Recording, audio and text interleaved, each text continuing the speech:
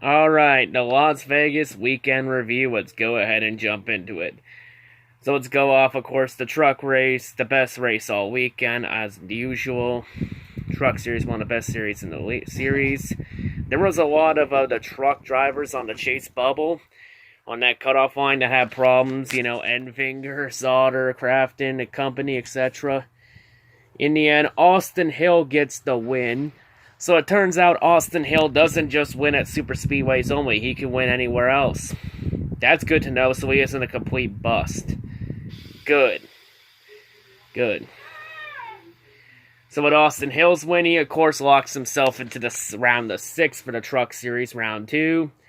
And of course we now get to our 2 eliminated drivers. Those drivers being Johnny Sauter and the regular season champion, aka the best driver throughout the season, Grant Enfinger. Enfinger is out after round 1. Wow. Just wow. I mean, I know Enfinger has a reputation of finding ways to shoot himself in the foot, but wow. Do you know what Enfinger just did? Enfinger has all but exposed this chase grid for the fraud that it is. Enfinger, you're a pioneer. You made history Friday night. Because, folks, let me tell you what Enfinger did. Grant Enfinger is the first regular season champion in any of the 3 series in the chase grid era. He's the first regular season champion to get eliminated in the first round. Oh my god. This chase grid just got massively exposed. Because NASCAR, wasn't the whole point of crowning a regular season champion was just so that so that anybody that had one bad finish could still move on to the next round? And yet Enfinger wins the regular season title, has one bad finish, and he still gets eliminated in the first round. Oh my god. I think this just shows that having to chase in trucks was a bad idea. Same deal with Xfinity. Don't worry, we'll get to Xfinity when we get there. Like, this chase grid is garbage as a whole. I've said it for years. For years. Everybody in this YouTube community, every real fan has said this chase grid has been garbage for years. But does NASCAR listen? Nah. They rather listen to that ceiling fan instead of listening to the real fans. That's the only thing they'll listen to is that fan, not the real fans. But yeah, chase grid is exposed. Oh well. So of course the next truck race is in Talladega in like 3 weeks. So we got a couple weeks before the round 2 of the truck chase starts. Anyway, moving on, Xfinity race. It was pretty boring. Not much happened. Everybody was mathematically locked in, so it was just like seeding and whatnot. Tyler Reddick gets the win, and with Tyler Reddick's win, Tyler Reddick also locks up the regular season title.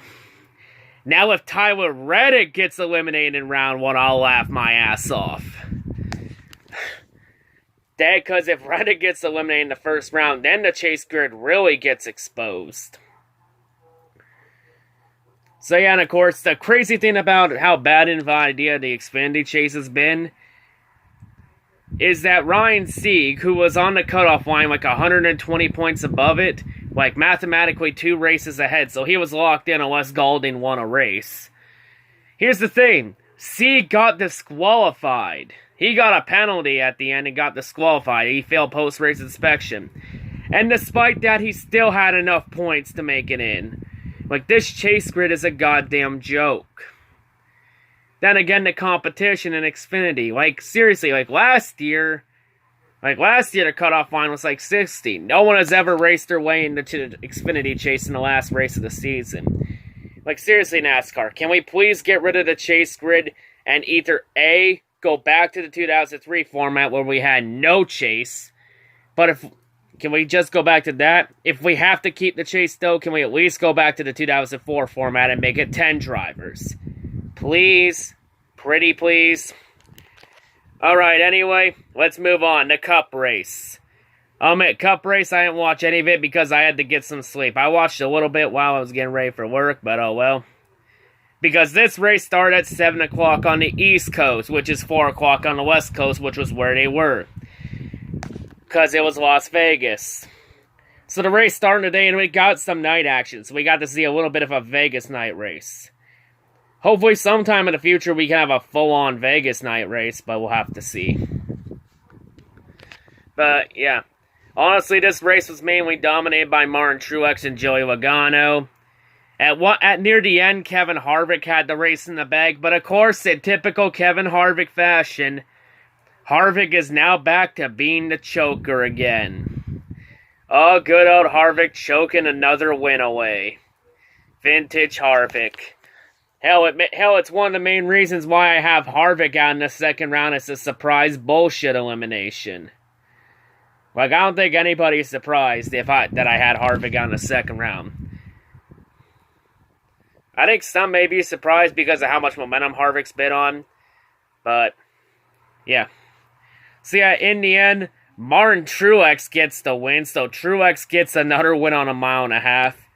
So, with Truex's win, Truex is now locked into the second round. Into the round of 12. So, now with 2 races left, there are now 11 spots left into the next round. We'll get to the points in a little bit. And, of course, the big talk after the race was Kyle Busch's temper tantrum after the race because a lab car got in his way. Or in the other case, from what I watched on the camera, Kyle Busch ran into a lab car and allowed Bowman to get a spot. And gave Bowman a few necessary points. And of course, then Kyle Busch in his post-race rant went on and said that most of these drivers in shitmobile cars are drivers that never won a modified race. And he called them pathetic. Oh, Kyle Busch calling someone pathetic. Oh boy. Does anyone not see the goddamn irony in that? Because you know what? We haven't done one of these all year, but it's time for a Kyle Busch rant. Kyle Busch, you want to call people pathetic? Motherfucker. Do I have to bring up your Xfinity and truck wins into this equation? Like, motherfucker, how many years have you been leeching in Xfinity and trucks and getting wins that don't benefit you when you have no fucking business being in those series? And you want to call other people pathetic? Sit the fuck down, bitch. Hell, your Xfinity and truck wins are the only reason you got the 200 NASCAR wins, period.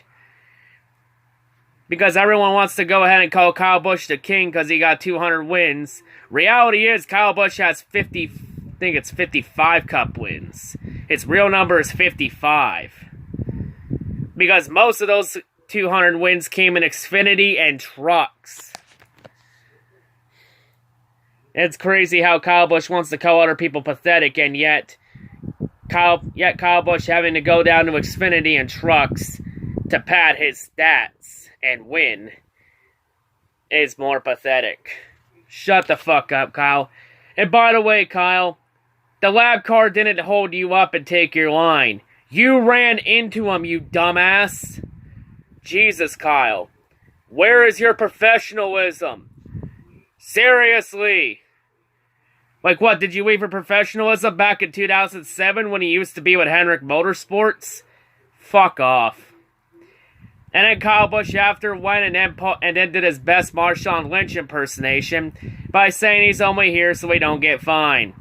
Really? Really? You have to copy Marshawn Lynch and steal one of his quotes? Steal a quote from Beast Mode?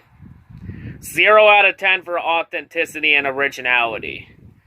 Come up with your own quote, you lazy bitch. God damn. So yeah, next week, of course, Cup and Xfinity head to Richmond. We also got F1. I think it's midweek. It's a midweek race for F1 up in Singapore. And of course, next Sunday, the IndyCar season finale. So this is the last weekend with F1, NASCAR, and IndyCar until 2020. It's sad. So yeah, next week, the IndyCar finale at Laguna Seca. 4 drivers, battle for a championship. One will prevail. Who will it be? But yeah, that is next week. We'll get to that next week.